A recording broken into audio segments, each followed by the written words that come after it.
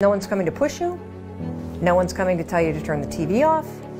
No one's coming to tell you to get out the door and exercise. Nobody's coming to tell you to apply for that job that you've always dreamt about. Nobody's coming to write the business plan for you. It's up to you. Embracing the path of the wolf and taking responsibility for your life can be lonely. Being a lone wolf, it means standing up for what you believe in, practicing self-compassion and learning how to love yourself are the most powerful tools and strengths you can possess, ever. Strive to learn a little bit more about yourself, your strengths and your weaknesses each and every day. When you believe in you, there is nothing you can't achieve.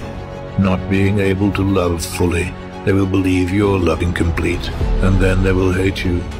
And their hatred will be perfect, like a tiger, like hemlock.